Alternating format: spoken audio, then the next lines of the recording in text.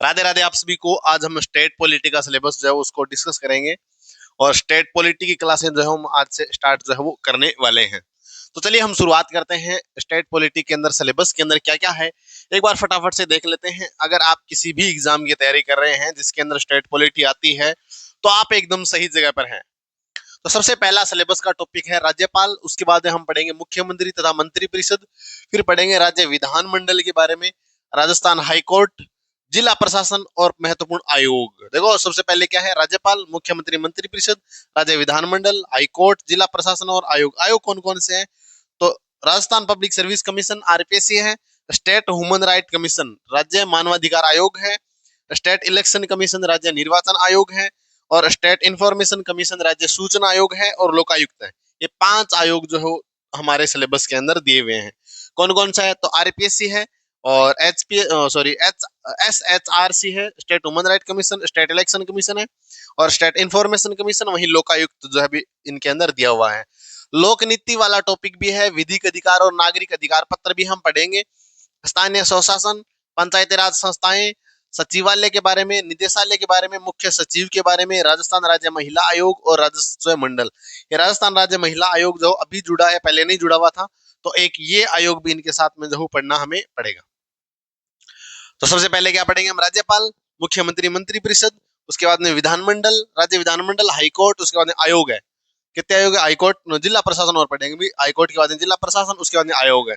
कौन कौन से है? Rajasthan public service commission, state human right commission, state election commission, Lokayukta और स्टेट इंफॉर्मेशन कमीशन। 5 आयोग पढ़ेंगे। उसके बाद में लोक नीति, विधिक अधिकार और विधिक अधिकार, नागरिक पत्र, स्थानीय स्वशासन, पंचायती राज, सचिवालय पढ़ेंगे, निदेशालय पढ़ेंगे, मुख्य सचिव पढ़ेंगे, राजस्थान राज्य महिला आयोग और राजस्व मंडल। ये सिलेबस हमें याद होना सबसे क्या है, आवश्यक है ना। तो सबसे पहले एक अहम चीज यही है कि हमें सबसे पहले सिलेबस याद होना जरूरी है ताकि हम जान सकें कि भी सिलेबस के अंदर कौन कौन से टॉपिक जो है वो दिए हुए हैं। इधर वाला तो याद हो ही गया होगा कि राज्यपाल, उसके अंदर मुख्यमंत्री और मंत्री परिषद, फिर राज्य विधानमंडल, राजस्थान हाईकोर्ट, जिला प्रशासन, उसके बाद प्रमुख आयोग कौन कौन से हैं? तो आरपीएससी है, Rajasthan public service commission, state human right commission, state election commission, state information commission और लोकायुक्त। फिर लोक नीति है, विधिक अधिकार और विधिक अधिकार अपने नागरिक अधिकार पत्र है, उसका अंदर स्थानीय शासन, स्वशासन और पंचायती राज, सचिवालय, निदेशालय, मुख्य सचिव, सचिवालय, निदेशालय, मुख्य सचिव, राजस्थान महिला, राज्य महिला आयोग और राजस्व मंडल। सचिवालय, निदेशालय, मुख्य सचिव, ये याद रखना है आप लोगों को। तो लोक नीति, विधिक अधिकार, नागरिक अधिकार पत्र, स्थानीय स्वशासन और जो पंचायती राज संस्थाएं हैं, सचिवालय, निदेशालय और मुख्य सचिव। फिर राजस्थान राज्य महिला आयोग और राजस्व मंडल। इतने आयोग जो है हम पढ़ने वाले हैं। तो एक बार वापस से मैं चाहता हूं कि याद किए जाएं कि सबसे पहले राज्यपाल पढ़ेंगे, उसके बाद मुख्यमंत्री तथा मंत्री परिषद, राज्य विधानमंडल, राजस्थान हाईकोर्ट, जिला प्रशासन। महत्वपूर्ण आयोग में हम पढ़ेंगे Rajasthan public service commission, state human right commission, state election commission, state information commission और लोकायुक्त। ये हम पढ़ेंगे। इसके साथ साथ हम जानेंगे लोक नीति, विधिक अधिकार पत्र, विधिक अधिकार और नागरिक अधिकार पत्र, लोक नीति, विधिक अधिकार और नागरिक अधिकार पत्र, स्थानीय स्वशासन और पंचायती राज संस्थाओं के बारे में पढ़ेंगे, सचिवालय, निदेशालय और मुख्य सचिव, सचिवालय, निदेशालय, मुख्य सचिव, सचिवालय और निदेशालय और मुख्य सचिव। फिर राजस्थान राज्य महिला आयोग पढ़ेंगे और राजस्व मंडल पढ़ेंगे, राजस्थान राज्य महिला आयोग पढ़ेंगे और राजस्व मंडल पढ़ेंगे। इतनी चीजें हम पढ़ने वाले हैं। तो आई होप ये याद रह गए होंगे। लोक नीति, इधर वाले वापस देखो, लोक नीति और लोक नीति के बाद में पढ़ेंगे हम नागरिक अधिकार तथा विधिक अधिकार और नागरिक अधिकार पत्र। उसके बाद में पढ़ेंगे हम स्थानीय स्वशासन अथवा पंचायती राज संस्थाएं, सचिवालय, निदेशालय और मुख्य सचिव, सचिवालय, निदेशालय, मुख्य सचिव, राजस्थान महिला आयोग और राजस्व मंडल। 14 टॉपिक हमारे सिलेबस के अंदर दे रखे हैं। आप किसी भी एग्जाम की तैयारी कर रहे हो, राजस्थान पुलिस है, सीटी है, एलडीसी है, वीडियो पटवार है जिसके अंदर राजस्थान पॉलिटी पूछी जाती है, तो राजस्थान पॉलिटी का तमाम टॉपिक जो हम यहाँ कवर जो है वो करने वाले हैं। तो राज्यपाल, मुख्यमंत्री, मंत्री परिषद, राज्य विधानमंडल, राजस्थान उच्च न्यायालय, जिला प्रशासन, मुख्य आयोग, Rajasthan public service commission, state human right commission, state election commission, state information commission and Lokayukta. लोक नीति, विधिक अधिकार एंड नागरिक अधिकार पत्र, स्थानीय स्वशासन अथवा पंचायती राज संस्थाएं, सचिवालय, निदेशालय और मुख्य सचिव। उसके बाद में राजस्थान राज्य महिला आयोग और राजस्व मंडल। इतनी चीजें हम पढ़ने वाले हैं। आज से हम शुरू करेंगे महत्वपूर्ण आयोग। क्या चालू करेंगे? महत्वपूर्ण आयोग। आयोग में हम पढ़ेंगे स्टेट इलेक्शन कमीशन, राज्य निर्वाचन आयोग, तो ये याद रह जाएंगे। सिलेबस तुम्हारे याद रहना बहुत जरूरी है, बहुत जरूरी है। सबसे पहले सिलेबस का क्या बिंदु था कि हम सबसे पहले क्या पढ़ेंगे? राज्यपाल, मुख्यमंत्री, मंत्री परिषद और राज्य विधानमंडल, हाई कोर्ट, जो हाई कोर्ट पढ़ेंगे। उसके बाद में जो है वो पढ़ेंगे, क्या नाम उसका, जिला प्रशासन। उस जिला प्रशासन के बाद आयोग पढ़ेंगे। आयोग कौन कौन से है? तो आरपीसी है, स्टेट इंफॉर्मेशन कमीशन है, स्टेट इलेक्शन कमीशन है और स्टेट ह्यूमन राइट कमीशन है और लोकायुक्त है। फिर पढ़ेंगे लोक नीति और स्थानीय स्वशासन तथा लोक नीति के बाद में हम पढ़ेंगे और नागरिक अधिकार तथा नागरिक अधिकार पत्र, विधिक अधिकार और नागरिक अधिकार पत्र। फिर पढ़ेंगे स्थानीय स्वशासन, स्थानीय स्वशासन और पंचायती राज संस्थाएं, सचिवालय, निदेशालय, मुख्य सचिव, राजस्थान महिला आयोग और राजस्व मंडल। इतने टॉपिक हम कवर करने वाले हैं राजस्थान पॉलिटी के अंदर। सबसे पहले हमने शुरुआत कर रखी है किसकी? तो सबसे पहले हम शुरुआत कर रहे हैं कि आयोग की। आयोग में हम पढ़ेंगे स्टेट इलेक्शन कमीशन, ठीक है? तो याद रखना, सबसे पहले हम पढ़ेंगे state election commission, state election commission.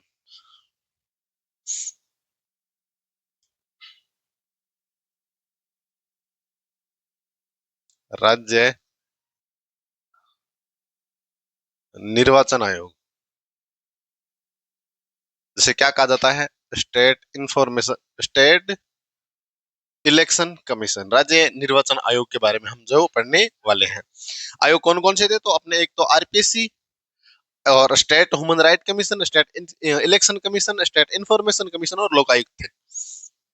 अब हम देखो पढ़ते हैं, देखो क्या क्या है। पंचायती राज संस्थाओं को संवैधानिक दर्जा, संवैधानिक दर्जा 73वां संविधान संशोधन 1992 और लागू होता है 24 अप्रैल 1993। नगरीय निकायों को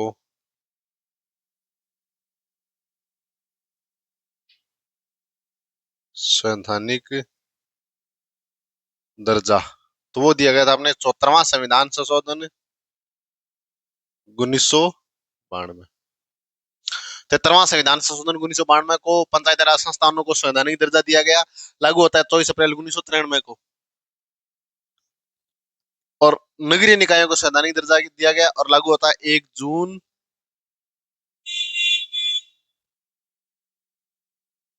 1993 को। कौन सा लागू होता है? तो ध्यान रखना, पंचायती राज संस्थानों को संवैधानिक दर्जा 73वां संविधान संशोधन 1992 को दिया गया। नगरीय निकायों अथवा शहरी निकायों को संवैधानिक दर्जा 73वां संविधान संशोधन 1992 को दिया गया। सॉरी, 74वां संविधान संशोधन 1992, एक 72वां एक 73वां, 73वां और सॉरी 72वां और 73वां, 73वां 74वां, सही है, 73वां और 74वां।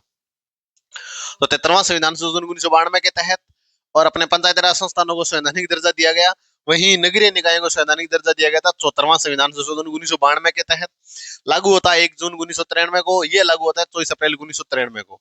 अब जो भारत का जो संविधान में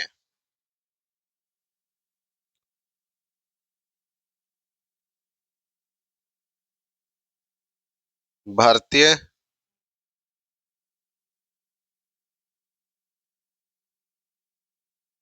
संविधान में पंचायती राज संस्थाएं, इनका उल्लेख कहां से कहां तक किया गया है? तो 243 से 243 ओ तक किया गया है, ठीक है। उसके बाद में है भारतीय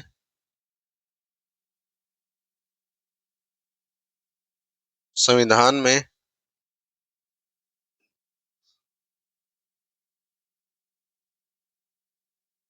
नगरीय निकाय संस्थाएं, तो वो कौन सी हो जाएगी अपने? तो 243 पी से 243 ZG, 243 से 243 ZG तक संविधान के अंदर उल्लेख किया गया है। तो भारतीय संविधान में पंचायती राज संस्थाओं का उल्लेख किसमें किया गया? 243 से 243 O तक। अनुच्छेद है ये, अनुच्छेद, अनुच्छेद तक, अनुच्छेद तक याद रह जाएगा।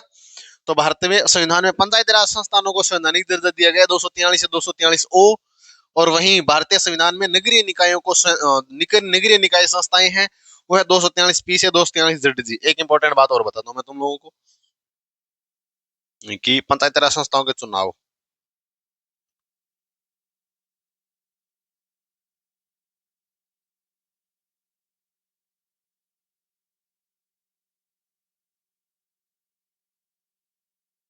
पंचायती राज संस्थाओं के चुनाव, चुनाव का उल्लेख किसमें किया गया है? तो किया गया 243 के।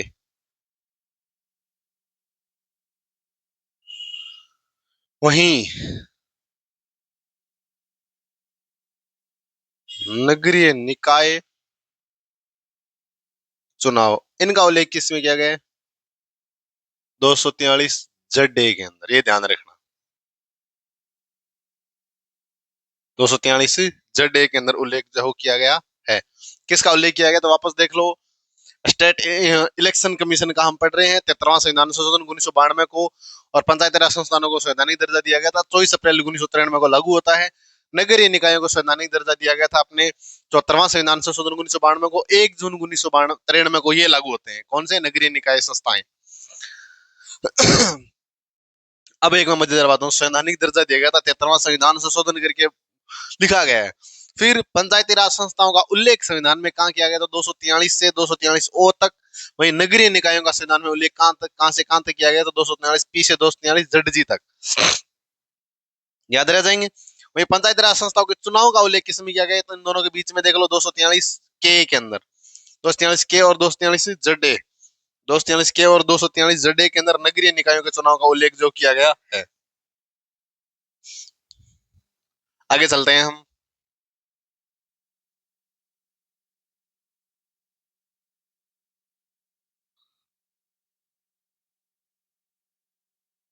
आगे हम चलते हैं इंपॉर्टेंट टॉपिक की ओर। तो संविधान में अगर संशोधन की बात करें,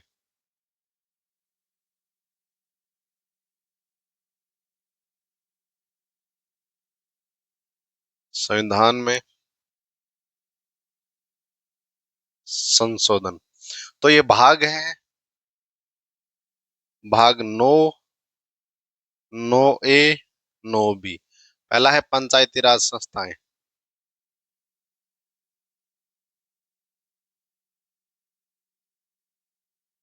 दूसरा है नगरीय निकाय, तीसरा हो जाएगा अपने सहकारी समितियां।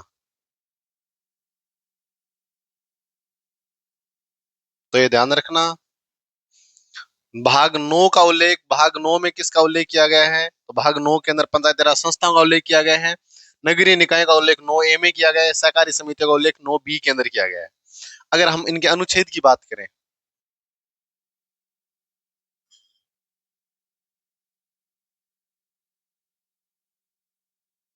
अनुच्छेद की बात करें तो ये हो जाएंगे अपने 243 से 243O तक, नगरीय निकायों के 243O से 243 और ZG तक, और 243 ZH से 243ZT तक, ये याद रखना। 243 से 243O, 243O से 243ZG, ZH से ZT तक जो है वो सहकारी समितियों का उल्लेख किया गया। अब इनको लागू कब कब किया गया था वो और देख लो। संविधान संशोधन ये होता है अपने 73वां संविधान संशोधन 1992, ये होता है अपने 74वां संविधान संशोधन 1992, ये होता है 97वां संविधान संशोधन 2011, 97वां संविधान संशोधन 2011। तो ध्यान रखना 97वां संविधान संशोधन 2011 को क्या जोड़ा गया?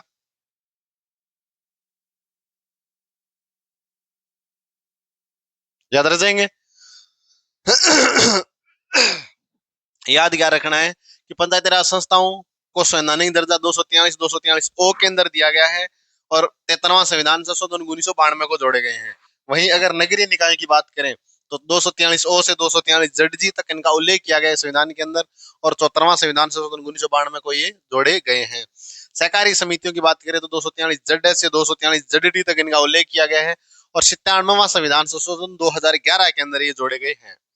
ये तीन बातें तुम्हें ध्यान रखनी है, बाकी बातें मैं अपने आप याद करवा दूंगा। तो ये बातें ध्यान रखनी है।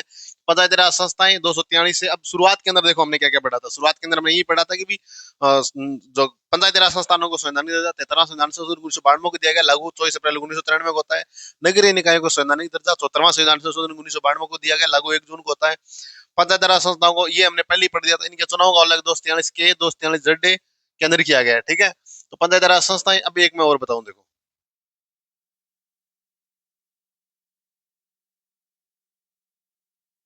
72वां संविधान संशोधन 1992 को और एक है 73वां संविधान संशोधन 1993 को। एक तो 72वां संविधान संशोधन 1992 को, 73वां संविधान 1993 को। यहाँ पे तो जोड़ेगी तो 11वीं अनुसूची।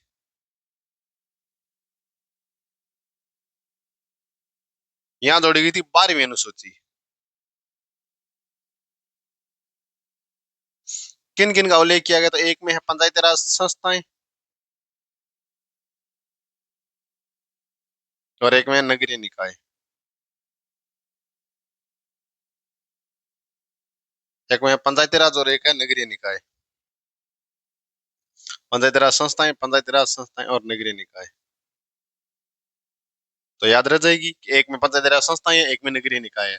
तो 9 पंचायती राज संस्थाएं, 243 से 243 ओ, जड जी से जड एच, 243 ओ से जड जी, जड एच से जड टी, ओ से पी से है, सॉरी ये पी से ध्यान रखना, ओ से नहीं है, पी से है।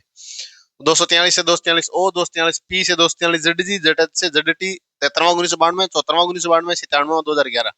11वीं अनुसूची 75वां संविधान संशोधन 1992 को 11वीं अनुसूची जोड़ी गई, जिनके अंदर पंचायती राज संस्था का उल्लेख किया गया है। 73वां संविधान संशोधन 1993 को 12वीं अनुसूची जोड़ी गई, जिसके अंदर नगरीय निकायों का उल्लेख किया गया है। अब हम आगे चलते हैं अपने इंपॉर्टेंट टॉपिक की ओर।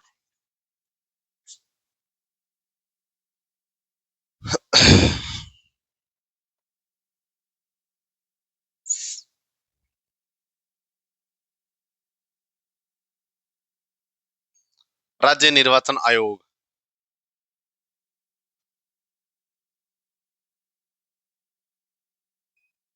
राज्य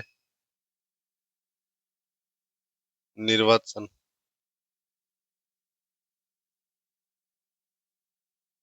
आयोग।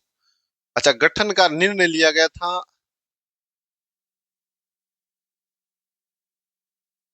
गठन का निर्णय लिया गया था अपने 17 जून 1994 को, 1994 को। और गठन कब किया गया? 1 जुलाई 1994 को गठन किया गया। याद रह जाएंगे कि क्या क्या याद रह जाएंगे कि राज्य निर्वाचन आयोग जिसके गठन का निर्णय लिया गया था 17 जून 1994 को, और गठन कब किया गया था? तो 1 जुलाई 1994 को किया गया था। कब किया गया था? 1 जुलाई 1994 को। तो प्रत्येक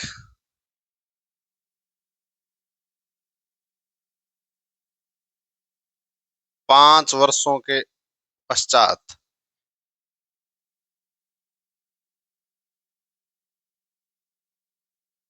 पंचायती राज तथा नगरीय निकायों के क्या करवाना? चुनाव करवाना। चुनाव करवाना। पंचायती राज व नगरीय निकायों क्या करवाना? चुनाव करवाना। ये बात उसके अंदर बताई गई है कि हर 5 साल के बाद में पंचायती राज और नगरीय निकायों के चुनाव करवाना। ठीक है, अगला इंपॉर्टेंट बात और सुनो।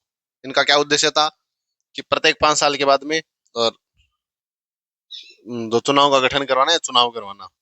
देखो मूल संविधान के अंदर है ना, ये मूल संविधान में लागू नहीं था। मूल संविधान कब लागू होता है? 26 जनवरी 1950। तो मूल संविधान में ये नहीं थे। इन्हें 73वां तथा 74वां संविधान संशोधन 1992 को जोड़ा गया। किनको?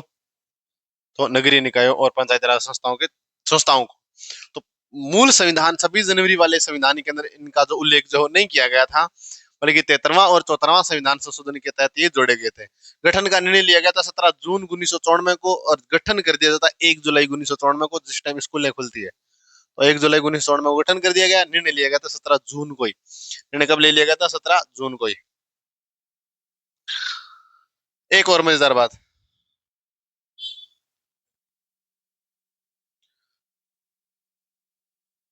तो राज्य निर्वाचन आयोग किन किन के चुनाव करवाता है? तो राज्य निर्वाचन आयोग पंचायती राज संस्थाओं,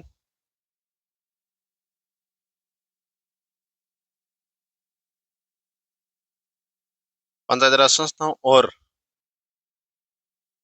नगरीय निकायों के चुनाव करवाता है।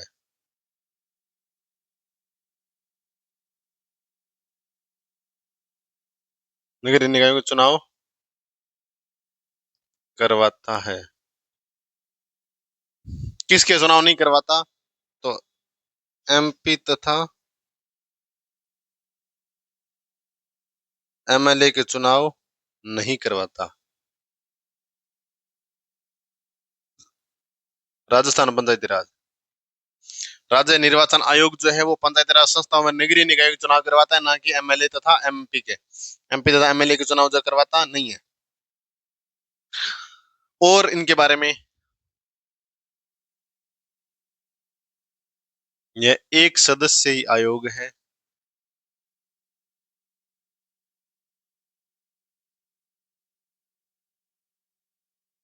वर्तमान में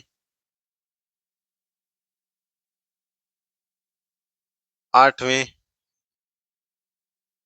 राज्य निर्वाचन आयुक्त जो है उनका नाम है राजेश्वर सिंह, श्री राजेश्वर सिंह। 8वें, ये ध्यान रखना। 8वें वित्त आयोग के जो है वो, 8वें जो है वो और निर्वाचन आयुक्त है। वर्तमान में 8वें राज्य निर्वाचन आयुक्त है राजेश्वर सिंह, श्री राजेश्वर सिंह जी।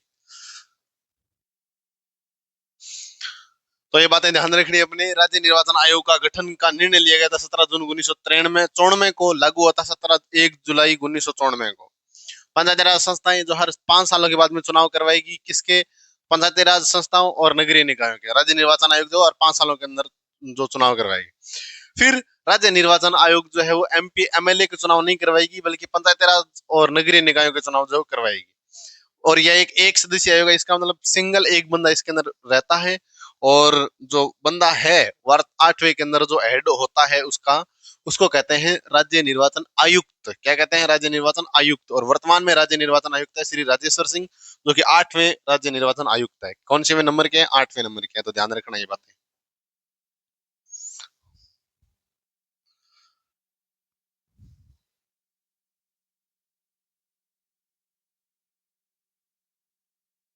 राजेश्वर सिंह जो 8वें जो है वो,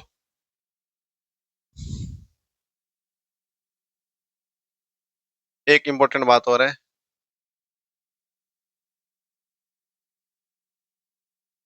पंचायती राज अधिनियम, राजस्थान पंचायती राज अधिनियम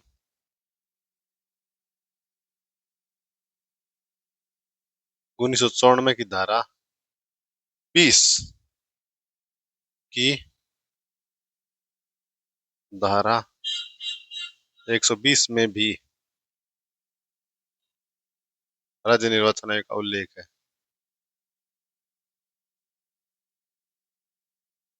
निर्वाचन आयोग का उल्लेख है। किसके अंदर? तो राजस्थान पंचायती राज अधिनियम 1994 की धारा 120 के अंदर भी किसका उल्लेख किया गया? तो राजस्थान पंचायती राज और राज्य निर्वाचन आयोग का उल्लेख किया गया। याद रह जाएंगे। तुम चाहो तो मैं एक बार फटाफट से रिवीजन करवा देता हूँ कि हमने क्या क्या पढ़ा था और क्या क्या नहीं पढ़ा। क्या क्या पढ़ा और क्या क्या नहीं पढ़ा।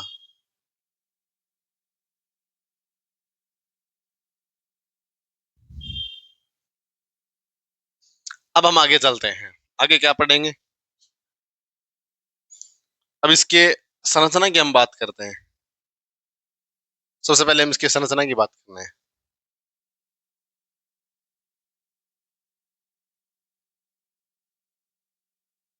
संरचना तो यह एक सदस्यीय आयोग है।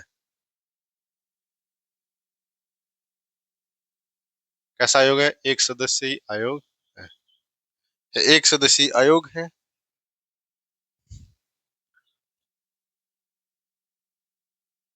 संविधान में संरचना का उल्लेख जो है वो नहीं किया गया।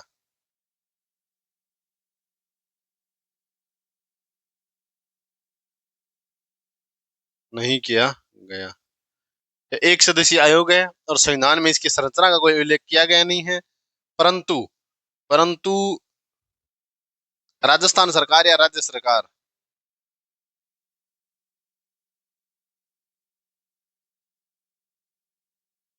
विधि निर्माण करके, कोई लो अधिनियम कानून बना करके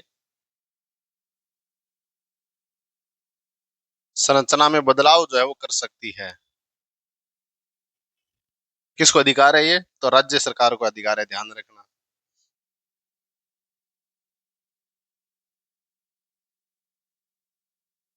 राज्य सरकार को ये अधिकार है। तो यह एक सदस्यीय आयोग है। संविधान में संरचना का कोई उल्लेख नहीं किया गया है। राज्य सरकार विधि निर्माण करके संरचना के अंदर क्या कर सकती है? परिवर्तन कर सकती है। ये ध्यान रखने वाली बातें हैं। तो पंचायती राज अधिनियम, राजस्थान राज्य पंचायती राज अधिनियम 1994, राजस्थान पंचायती राज अधिनियम 1994 की धारा 120 के अंदर भी राज्य निर्वाचन आयोग का उल्लेख किया गया है। संरचना की अगर हम बात करते हैं तो यह एक सदस्यीय आयोग है और संविधान में संरचना का उल्लेख किया गया है नहीं। परंतु राज्य सरकार जो विधि निर्माण करके, कोई कानून ला करके, अधिनियम ला करके इसकी संरचना के अंदर क्या कर सकती है? बदलाव कर सकती है। अब हम बात करते हैं योग्यता की।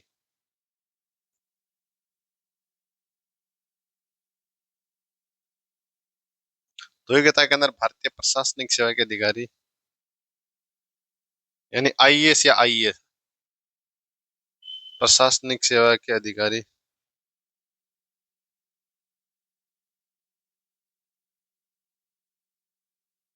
जिन्हें 10 वर्षों तक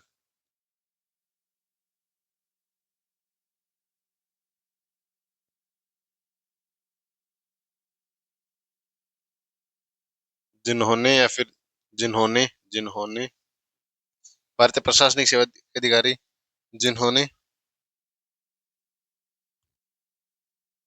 या फिर जिन्हें 5 वर्षों तक, 10 नहीं है 5 चाहिए, जिन्हें जिन्हें 5 वर्षों तक राज्य सचिव, 5 वर्षों तक, 5 वर्ष तक प्रधान सचिव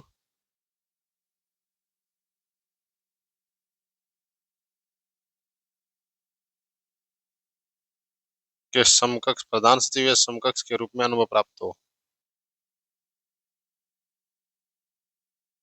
रूप में क्या प्राप्त हो? अनुभव।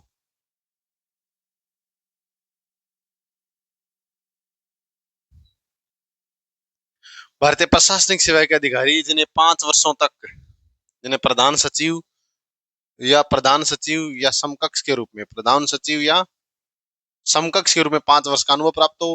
हाँ, ये ध्यान रखना, योग्यता का उल्लेख भी संविधान के अंदर नहीं किया गया है। राज्यपाल द्वारा इसकी योग्यता के अंदर जो है परिवर्तन कर सकता है। कौन कर सकता है? तो राज्यपाल कर सकता है।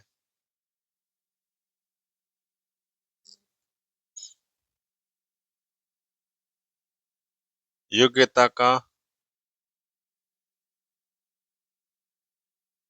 उल्लेख संविधान में नहीं किया गया है।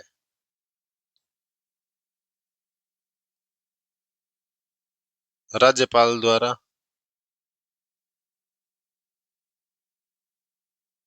राज्यपाल द्वारा नियम बनाकर इसकी योग्यता में क्या किया जा सकता है? बदलाव।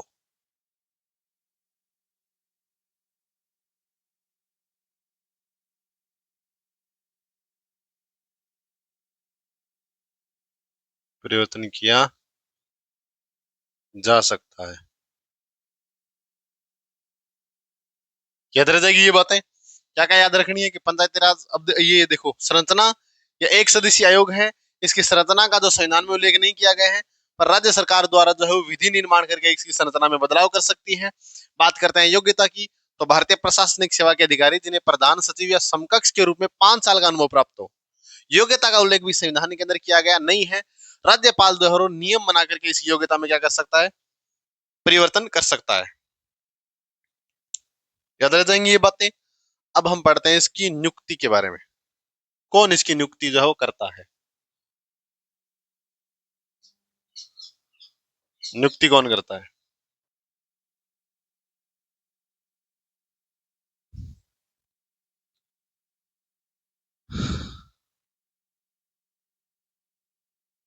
तो नियुक्ति कौन करता है? तो राज्यपाल। राज्यपाल मुख्यमंत्री या मंत्री परिषद की सलाह पर या सिफारिश पर। राज्यपाल मुख्यमंत्री या मंत्री परिषद की सलाह पर। इसका उल्लेख किया गया 243 के फर्स्ट के अंदर। ये ध्यान रखना, नियुक्ति 243 के फर्स्ट, सेवा शर्तें नियुक्ति के सेवा शर्तें 243 के सेकंड।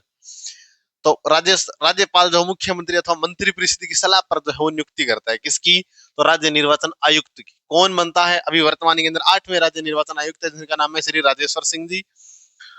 उनसे पहले हुआ करते थे मधुकर गुप्ता, उससे पहले थे प्रेम सिंह मेहरा, और उससे पहले थे अपने क्या नाम उनका, राम लुभाया। उनसे पहले थे अशोक कुमार पांडे। उनसे पहले एक बंदे का और नाम है, उनसे पहले हुआ करते थे एनआर बसीन, और सबसे पहले हुआ करते थे अमर सिंह राठौड़। वो भी हम जानेंगे, पर ये ध्यान रखना। तो नियुक्ति कौन करता है? तो राज्यपाल मुख्यमंत्री या फिर मंत्री परिषद की सलाह पर 243 के फर्स्ट के अंदर इसका उल्लेख किया गया। योग्यता क्या होनी चाहिए? तो भारतीय प्रशासनिक सेवा के अधिकारी जिन्हें 5 साल तक प्रधान सचिव या समकक्ष के रूप में अनुभव प्राप्त हो। योग्यता का उल्लेख संविधान में किया गया नहीं है, पर राज्यपाल जो है योग्यता के संबंध में नियम बना करके जो है वो योग्यता में परिवर्तन कर सकता है। ये बातें ध्यान रखनी है कि योग्यता के अंदर परिवर्तन राज्यपाल करेगा, वहीं और जो उसकी संरचना के अंदर जो परिवर्तन है वो कौन करेगा? राजस्थान सरकार। संरचना की अगर हम बात करें तो एक सदस्यीय आयोग है, संवैधानिक आयोग है, क्योंकि इसका उल्लेख संविधान के अंदर 243 से 243 ओ, 243 पी से 243 जेड जी तक किया गया है। ठीक है, याद रह जाएगा इतनी बातें तक किया गया है। और इनकी जो संरचना के अंदर बदलाव जो है वो राज्य सरकार कर सकती है, वो भी नियम बना करके। अच्छा, भारत राज्य प्रशासन, राज्य पंचायती राज संस्थानों के और 1994 की धारा 120 के अंदर भी जो है राज्य निर्वाचन आयोग का उल्लेख किया है। राज्य निर्वाचन आयोग के अंदर राजस्थान पंचायती राज अधिनियम, तो राजस्थान पंचायती राज अधिनियम 1994 की धारा 120 के अंदर भी किसका उल्लेख किया गया? राज्य निर्वाचन आयोग का उल्लेख किया गया है। उससे पहले हमने क्या पढ़ा था कि भी यह जो है वो एमपी एमएलए के चुनाव नहीं करवाता। राज्य जो पंचायती राज संस्था में नगरीय निकायों के चुनाव करवाता है। हर 5 सालों के अंतराल के अंदर पंचायती राज संस्था में नगरीय निकाय हर 5 सालों के अंतराल के अंदर पंचायती राज संस्थाओं में नगरीय निकायों के चुनाव करवाएगा। उससे पहले हमने ये पढ़ा था कि भी इसके गठन का निर्णय जो वो लिया गया था 17 जून को 1994 को। गठन किया गया था 1 जुलाई 1994 को। गठन होता है 1 जुलाई 1994 को। उससे पहले हमने पढ़ा था कि सहकारी समितियां 9 बी, और सहकारी समितियों से पहले नगरीय निकाय 9 ए, पंचायत राज संस्थाएं 9। 73वां संविधान संशोधन 1992, 74वां संविधान संशोधन 1992, 97वां संविधान 2011, 243, 243 ओ, 243 पी, जेड जी, जेड एच, जेड टी। इन तमाम चीजों के बारे में हमने पढ़ा। पंचायत राज संस्थानों को सुधार नहीं दिया जाता। 73वां संविधान संशोधन 1992 को दिया जाता, 24 अप्रैल 1993 का लागू होता है। नगरीय निकायों को संवैधानिक दर्जा 74वां संविधान संशोधन 1992 को दिया गया था, लागू 1 जून 1993 को होता है, 93 को होता है, सॉरी। आगे चलते हैं। कार्यकाल की अगर हम बात करते हैं, हम कार्यकाल,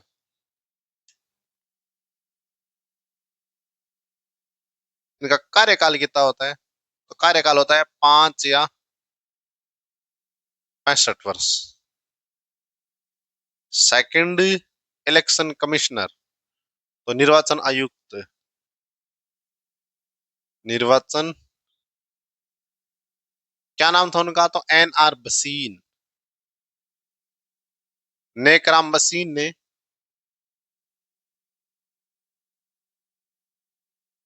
6 वर्ष से घटाकर 5 वर्ष करवाया।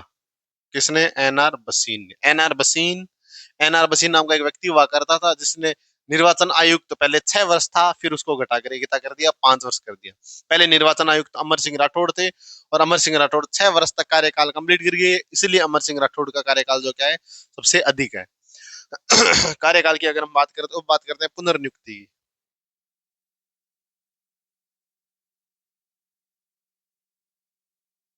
पुनर्नियुक्ति की, तो पुनर्नियुक्ति का प्रावधान नहीं किया गया है, नहीं किया गया। ये ध्यान रखना, पुनर्नियुक्ति का कोई प्रावधान नहीं है इसके अंदर। अब हम बात करते हैं त्याग पत्र। तो त्याग पत्र किसको सौंपेगा? राज्यपाल को। त्याग पत्र किसको सौंपेगा? राज्यपाल को सौंपेगा। अब हम बात करते हैं त्याग पत्र के बाद में शपथ, ओथ।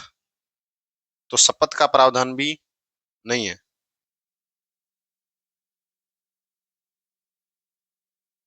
भी नहीं है। किसके अंदर ये याद रह जाएंगे? पक्का याद रह जाएंगे कि नियुक्ति राज्यपाल मुख्यमंत्री अथवा मंत्रिपरिषद की सलाह पर करता है, और कार्यकाल 5 65 होता है। दूसरा, NR बसीन जो है उन्होंने 6 वर्ष से घटाकर 5 वर्ष करवा दिया। पुनर्नियुक्ति होती नहीं है, त्याग पत्र राज्यपाल को सौंपेंगे। शपथ का प्रावधान नहीं है। उसके बाद में वेतन और भत्तों की बात करते हैं हम।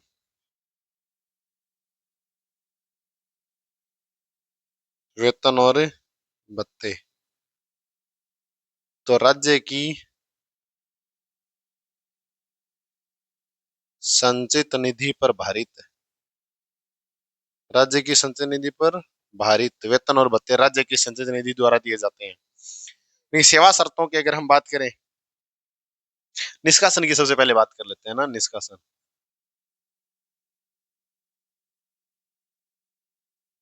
तो राष्ट्रपति द्वारा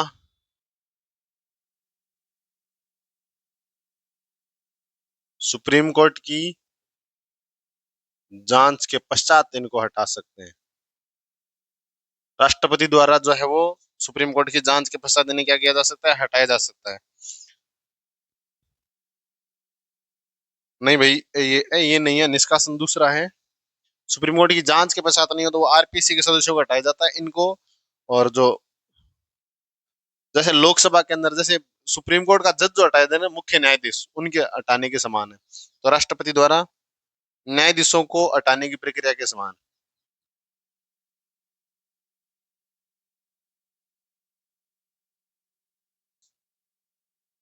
हटाने की प्रक्रिया के समान इन्हें हटाया जाता है। किन्हें हटाया जाता है? तो निर्वाचन आयुक्त को जो हटाया जा सकता है। न्यायालयों को, न्यायाधीशों को हटाने की क्या प्रक्रिया होती है? तो लोकसभा या राज्यसभा के अंदर बिल लेकर के आते हैं, और विशेष बहुमत से बिल पारित होने के बाद दूसरे सदन में जाता है, फिर राष्ट्रपति के पास जाता है, और राष्ट्रपति जो है वो हटा देता है। तो निष्कासन की ये प्रक्रिया रहती है। अब हम बात करते हैं वार्षिक प्रतिवेदन की। वार्षिक प्रतिवेदन की एक और बात कर लेते हैं। वार्षिक प्रतिवेदन सौंपेगा राज्यपाल को। किसको सौंपता है?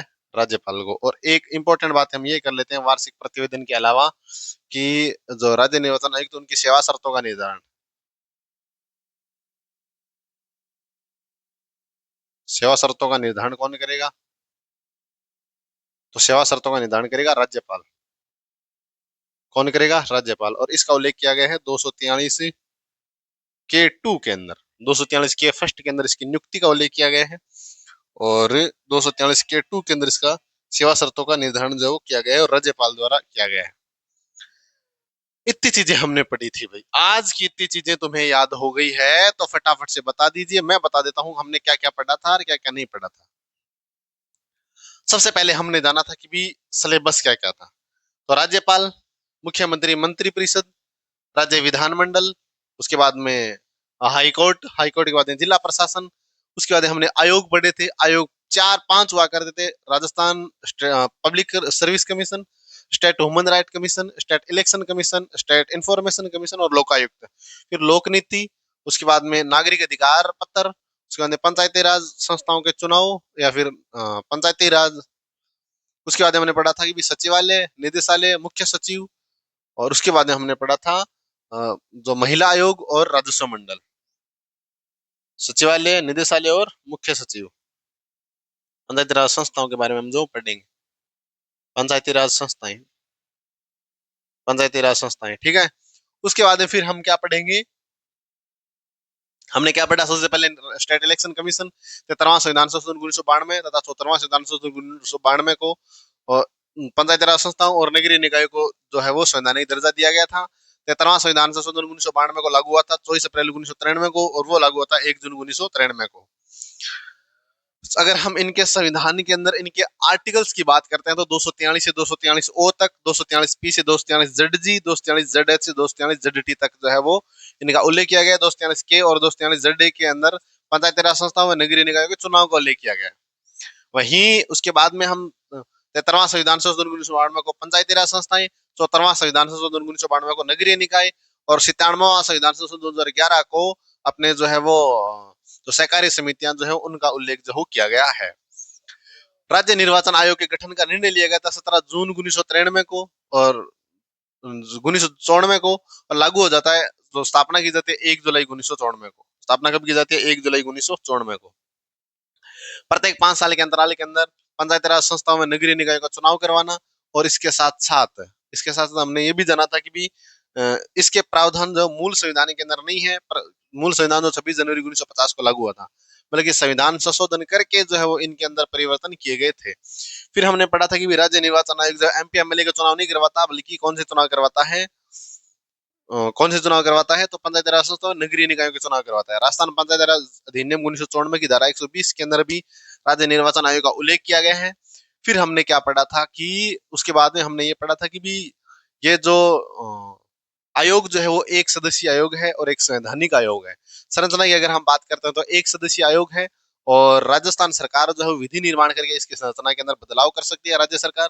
उसके बाद इसकी योग्यता की अगर हम बात करते हैं तो भारतीय प्रशासनिक सेवा के अधिकारी जिन्हें 5 वर्ष तक प्रधान सचिव या समकक्ष के रूप में जो अनुभव प्राप्त हो, उनकी योग्यता के बारे में बदलाव जो है राज्यपाल नियम बना करके कर सकता है। कार्यकाल की अगर हम बात करें तो 5 65, और जो 243 के फर्स्ट के अंदर कार्यकाल का जो उल्लेख किया गया है, सॉरी, नियुक्ति की अगर हम बात करें तो राज्यपाल द्वारा मुख्यमंत्री और मंत्रिपरिषद की सिफारिश पर नियुक्ति का उल्लेख 243 के फर्स्ट के अंदर किया गया है। कार्यकाल एनआर बसीन दूसरे जो निर्वाचन आयुक्त थे उन्होंने 206 से घटा करके 5 वर्ष कर दिया, तो 5 65, और पहले हुआ करता था 6 65। उसके बाद में फिर हमने ये पढ़ा था कि भी जो नियुक्ति के बाद में जो कार्यकाल हो गया, कार्यकाल के बाद में शपथ का अगर इसका प्रावधान नहीं है, और पुनर्नियुक्ति का प्रावधान नहीं है, और जो वार्षिक इस्तीफा या फिर त्याग पत्र राज्यपाल को सौंपेंगे, वार्षिक प्रतिवेदन राज्यपाल को सौंपेंगे। निष्कासन प्रक्रिया की अगर हम बात करें तो सुप्रीम कोर्ट द्वारा न्यायाधीशों की प्रक्रिया के हटाने के समान ही जो है हटाए जाते हैं। वार्षिक प्रतिवेदन मैंने बता दिया, और सेवा शर्तों का निर्धारण राज्यपाल द्वारा नियम बनाकर ही किया जाता है, और ये बात कही गई है 243 के टू के अंदर, जिसमें ये सेवा शर्तों का निर्धारण 243 के टू के अंदर। बाकी आज के लिए इतना ही पढ़ेंगे, मिलते हैं अगली क्लास के अंदर, तब तक के लिए आप सभी को राधे राधे।